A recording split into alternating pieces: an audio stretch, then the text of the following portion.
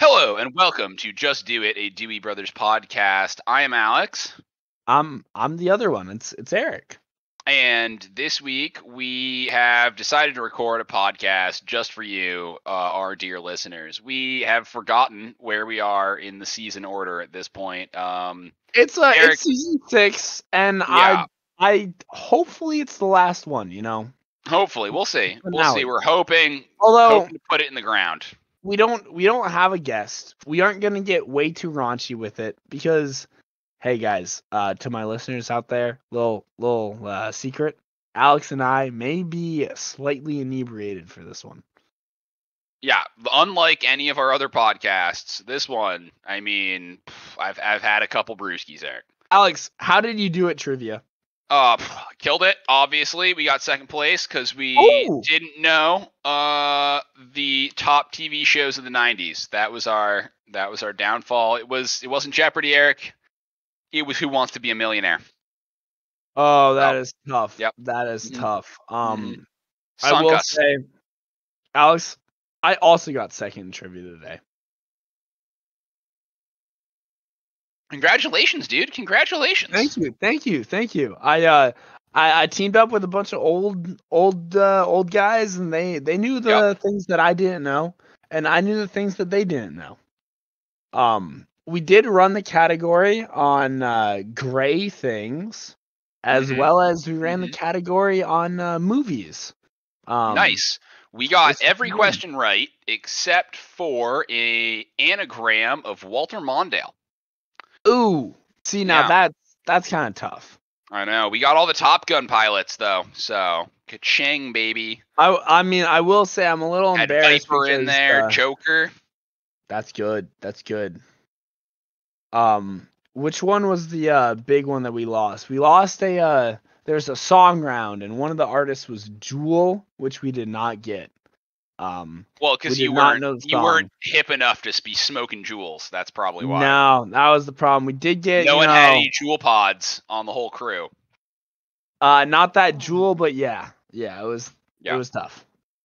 Let's see. Yeah, 90s songs apparently not our forte, although we did do surprisingly well. Nice. Yeah, that was what sunk us, but we crushed it. We knew where Cuba was. We figured out who swam across the English Channel. We had it all, but can't always win.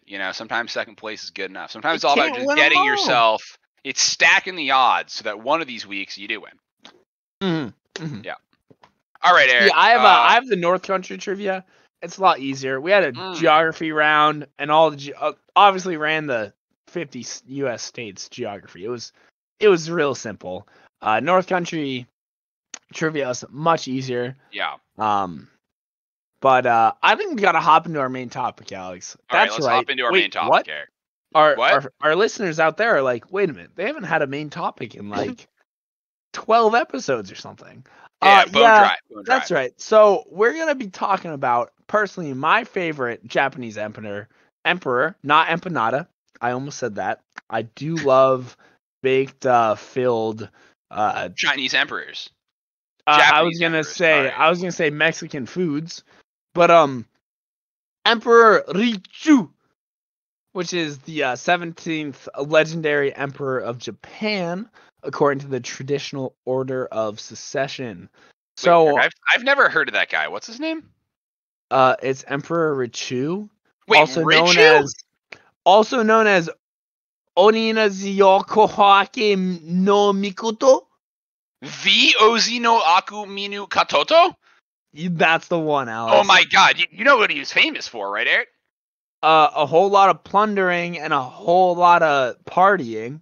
Oh yeah, dude, his parties were legend. Wait for it, dairy. I went. God. You ever go to any of them? See, I actually wasn't alive. Oh yeah, no, I hopped in the time machine. We keep it out back, but anyway. Hanging out with him, dude was a total G. Who knew you could grow that many cherry blossoms and put them all in one place? I mean, you could just swim through it. It was crazy. So, it's actually really funny because Richu, which is of course his name, rhymes with cherry blossomu. So he was known for the Coincidence? I cherry think not. blossom moves. I believe Sakura is the proper cherry blossom term, or pink something. I don't know. I'm not very one with Japanese culture. However, I do know that he escaped from Naniwa Place to the Isonokami Shrine because of arson. So he also Actually, yeah, died. that was He my bad. also I heard that you and the Magic Treehouse people, along with Yeah. Dwayne the Evil Rock Johnson, were to blame. Well, Dwayne the Evil Rock Johnson was the one who suggested burning the place down. But what I Uh huh. actually ended up happening was I baked a bunch of empanadas and Oh, I that'll stuck do it. matches in them, all weather matches, and that allowed the Emperor to burn down the jail. Um, so that was That kind of makes my sense. bad. So Yeah, it's tough. He only ruled for 6 years, and he succumbed dude, to loved disease. empanadas. He succumbed to disease, which I believe was explosive diarrhea due to all the It was. empanadas. It was. Yeah, dude was wild. He keep eating them, and he kept telling me he liked his empanadas. And I quote you. This is a quote. I like them. I like my empanadas raw, uncooked. Alex gone. I like them completely bloody with all the parasites. Alex gone. That is the best way to eat the empanada. I kept telling him you gotta fry them, and he was like, He "No, said no, raw. Alex gone." He said, "Give me raw empanadas or give me Yeah, death." And and I was like, ultimately, I he think got these are death. full of parasites. And also, every time I eat them, I mean, straight out the other end. And you didn't stop the guy. Guy was He crazy. But, oh, the man, that and the explosive cherry diarrhea blossoms. got to him. Oh, yeah. Yeah, yeah. I mean, Yeah. I heard that he actually died in the spring when the cherry blossoms are blooming. So he was wiping his butt with all the extra cherry blossom leaves because Yeah. of the explosive diarrhea, of course. I mean, not everyone has enough cherry blossoms to literally wipe their butt with them. But he did. So, oh, man, good times. Good times. Just taking the old magic treehouse out for a spin. You gotta keep it, it's like the Omomobile. Every once in a while, you gotta give it a good, driving. Yeah, give a good drive and Yeah. make sure it doesn't it doesn't tighten up in there. So Yeah, I mean, yeah, I was and hanging out and with we Omo know last Emperor weekend. Emperor Richu was very loose, especially at the end of his reign. Oh yeah, especially in the bowels department. Anyway, last weekend, more important stuff, Eric. I was over at Oma's, hanging out with Tanta Heidi and Oma. It was pretty tight. We had a good weekend. What'd you do last weekend? Was it hanging out? Last Was it weekend schmoozing with the Evans Hearth boys, or? no, that's strictly on Wednesday nights, Alex. Oh, okay. Yeah, I heard you know the owner. Hey, Bruce and I are tight now. Nice, I don't know. nice. I don't know how it happened, but last week I was Mhm. actually playing with a bunch of puppies. Ooh, So, that's pretty sweet. a bunch of my friends from college, Yeah. all decided they were getting old, and they all got puppies, Oh and no. they are adorable, and also in stable relationships. Who would have thought, man? You thought. But That's yeah, their puppies are adorable and cute, and they're just barely getting to the teething phase. So they're going wild, but still fluffy and adorable. Honestly, I saw nice. them at the perfect time. But so I came back to good old the North Country of New York, Yeah. and I realized something. I need to go play trivia at the bars. So I went out to the bars, and then there I was hanging out, drinking a large beer or two, Yeah. which of course is a liter beer, good old whole Well, mug, like a good stein worth of beer, you're so to close make to our the Canadian border, so you got to do it in metric. metric fans proud. Especially so if you were to go to Oktoberfest and you were to ask for a Märzen, do you know what they would give you? What would they give you? A liter in a nice frosted mug. So Nice. I obviously just had I a Märzen got lager actually earlier today over at Lord Hobo. So I had a Belgian white, nice. a little tough, but I had a nice big beer and it was delicious. It hit the spot. And then I'm here. Second place in trivia. We've Yeah. already been Yeah, over we've this. already kind of covered that. All right, Eric. Let's move on to our next topic. But Alex, I was gonna say, me and the owner are tight now. He gave me a pint of Ben and Jerry's as I was walking out the door. I was talking to him about all the good stuff. Honestly, this one goes out to all the dads out there that are like, man, I sure hope our sons are out there schmoozing bartenders and bar owners, because that's what we would do. So this one's out for all the dads out there, because Yep. Yeah. free I drinks, appreciate it. free All the drinks. dads out there, just like the bartender at Lord Hobo's named Wayne. He's pretty tight. Missed me, so we had to kind of missed a couple weeks there. Martha So. and Bruce hit me up, and we're all Tight. in. We're ready. We're getting a surprisingly amount of free drinks now. Nice. All it took was 2 weeks. Amazing. All right, Eric. I got a poem, so I figured we should share it. It's called The Rhyme Crime, and I think we should switch topics to poems. Alex, I love poems just like the great Emperor Ritu did before his untimely death. He was a big haiku fan, though. Right, he was a big haiku fan. So maybe you come up with one of those about rhymes, and I'll dictate my poem here for you. Ready? Oh, of course. Okay, it's called The Rhyme Crime. There once was a man that wrote a poem, a big flowery thing that would surely show him. But it didn't sound very pretty, for he had a problem, you see. He forgot to rhyme, and that's a crime in this country. Wow, is that it? Yeah, that's it. Short and sweet poem this week. Again, our people are probably like, other than the poem special last week or 2 weeks ago or whatever it was, haven't had a lot of poems, so I just wanted to get one back in there for the folks at home. I mean, hey, that's all you gotta do.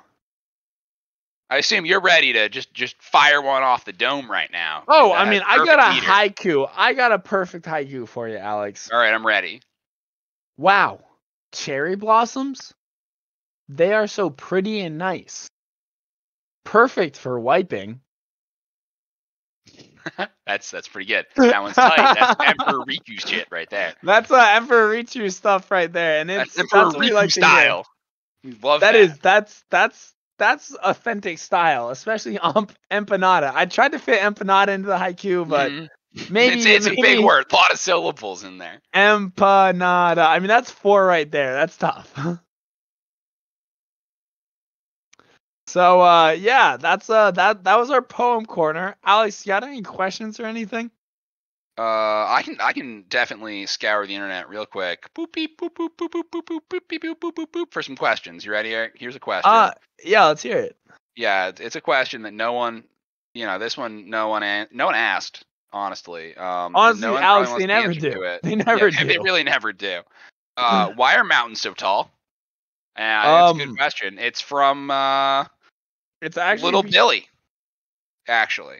Well, Little Billy is part of the problem, but as your podcast geologist here, I gotta get into the real hard-hitting truth of why mountains are so tall.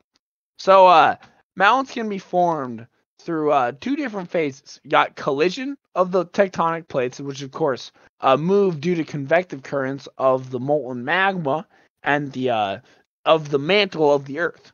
So collision is when 2 plates come together and they're like bwomp, and they join together and they go whoop, and that makes mountains larger. And then there's also a subduction. So that's when one plate goes under the other and sort of juts up. So the one on top is like, ha ha ha, I'm jutting up. So that would often be a continental crust, which is a little bit fluffier. So, and then of course the oceanic crust is more basaltic and more dense, so that'll subduct under. And then you get this this fun little thing called magma, and sort of this hotspot effect where the magma will rise because it's melting as the basaltic sort of plates subducting under. It's gonna melt with those high heats, and it's like gonna bubble. It's gonna be like blah blah blah. So the continental crust on top is gonna rise up a little, as well as that sort of magma underneath is gonna shoot up also, rise, because of course as it heats up and rises through the layers, it's gonna be all like, ooh, I'm nice and light and airy now. Hot things typically less dense, so that's gonna bubble up, and then you're gonna get this sort of tectonic zone similar to what we see in Chile and a lot of the Andes Mountains. So that's actually a subduction zone between the 2 plates. And as Interesting. Hey, Eric. volcanic activity, it's not very likely, but it is possible. So will Machu Picchu explode in a fiery spite of was it Aztec rage or Incan rage, might I say? Yes. One of these days, the ghost of Pachuetl will rise from the grave and say, smote the devil worshippers of the brown alpaca federation instead of the nice soft guinea pig. Interesting. Live there? Eric, Yeah. slight problem. It says I didn't read the whole question. Oh. P.S. I'm 3, so maybe we Oh. over-explained it for him. A little Billy, you know, like when you hold a paper and then you push both ends together and it kind of gets a little wiggly and gets a little tall and then also a little low. That's a bad example, actually. Get some Play-Doh. He's 3. He's 3. So do you know what happens? And that's why mountains are tall. Alex, he's 3. I'm gonna be blissfully ignorant. Billy, do you know how mountains grow? It's because little pieces of crap like you go around taking little rocks from places that they shouldn't be taking rocks from, like the lowland, and then they fall out of their pockets or their backpacks. I'm not going to judge you. That's what happened to me. And your backpacks eventually tear because there's too many rocks in them, and then the backpacks and the rocks fall over everywhere. So what happened to these mountains is after enough little kids in their backpacks walked up the mountains and their backpacks broke and all the rocks fell, that created the hill, and that eventually created a mountain. So really, it's all a bunch of little bit of rocks which were picked up from the valleys below because little kids like you were like, oh, you know what? It's recess time. I'm going to dig a hole and then I'm going to take all the cool rocks. And you're like, wow, these cool rocks are my best friends. I'm going to bring them with me everywhere I go. So then you put them in your backpack and then you walk up because you're going on a hike. It's Cub Scouts. That's what you do. And then, oh, what happened? The rocks were too heavy. So they ripped through your backpack and they rolled all over the hill. And then the mountain got bigger because there were more rocks there. Boom. Also, Get Billy, science, listen Billy. to your Cub Scout leader always, okay? Never That's leave important. a trace. That's the lesson. Never leave a trace, and also, you know, don't run away from them because that's only what uncool people do. Eric, this one actually, I found another question. Believe it or not. All right. We got to go fast, okay? I believe it.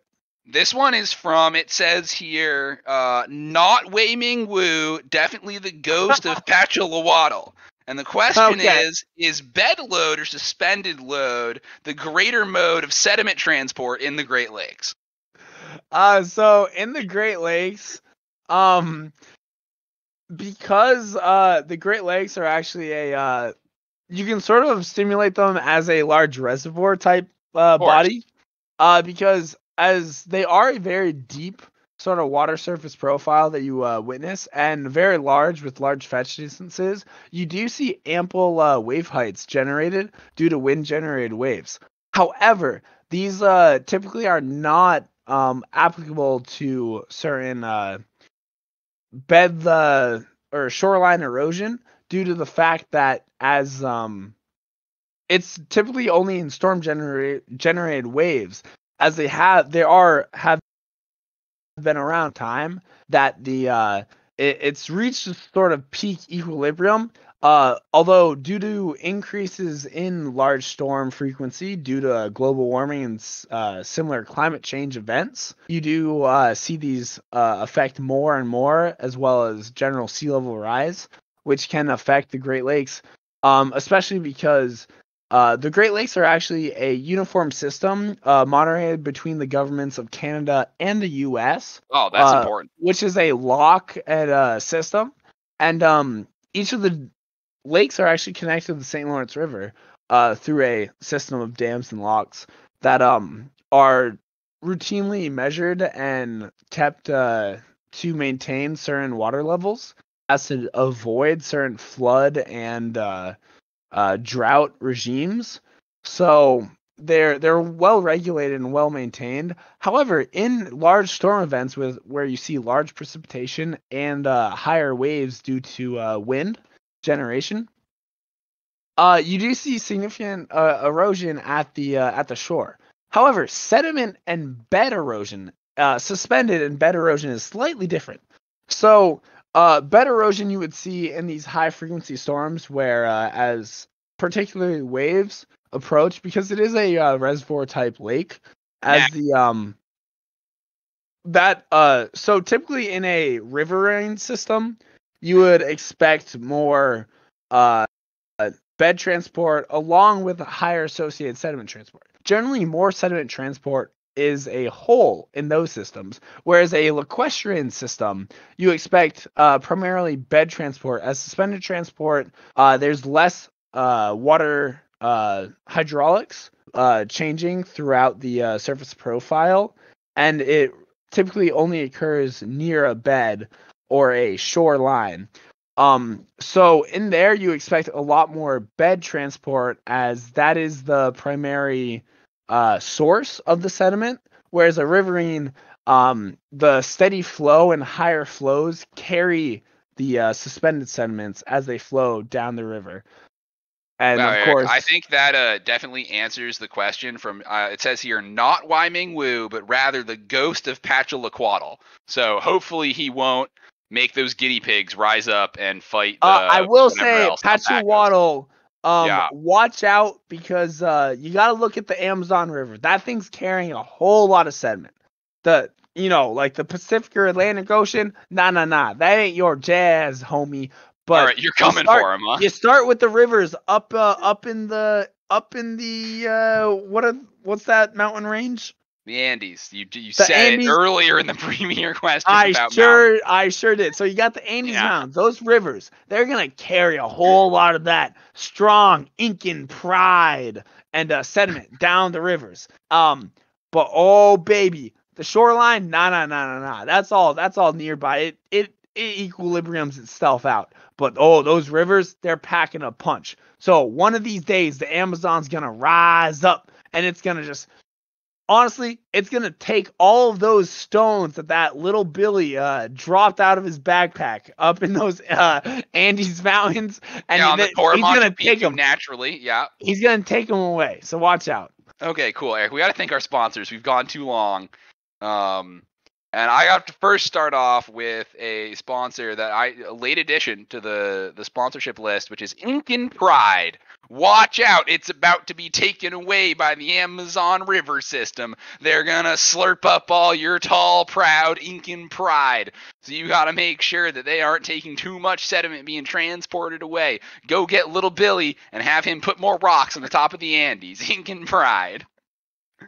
I would like to thank Cub Scouts and, to an extension, Boy Scouts for causing mountains to be formed due to failing backpack systems and the need for little kids to go on hikes. Thank you very much. This podcast was brought to you by poems that rhyme and poems that also don't rhyme. Both of them are equally good, but the ones that rhyme are better. We could not have done this without cherry blossom leaves. Look no further for your wiping needs other than cherry blossom leaves. It's a rhyme. It's not a haiku. And that means it's just for you. Just kidding. This is Japanese tradition, and we more care about syllables, haikus, and cherry blossom leaves. This podcast, as always, is brought to you by Homegrown Hops. They're growing. It's the growing season. Watch out. These bad boys are shooting to the roof. If you let them, they're going to go. We could not have done it without none other than Big Rose. Now selling to even younger kids for their hiking needs when they're going up building mountains with their failing backpacks. Nothing energizes you more than a nice little rosé juice box for you. All right, that'll do it for Just Do It, a Dewey Brothers podcast. Dear God. Season 6, episode 17, 18, surely not 20. I'm Alec. I'm Eric. And for the love of God, man. Wow, that was goddamn beautiful. You better send it.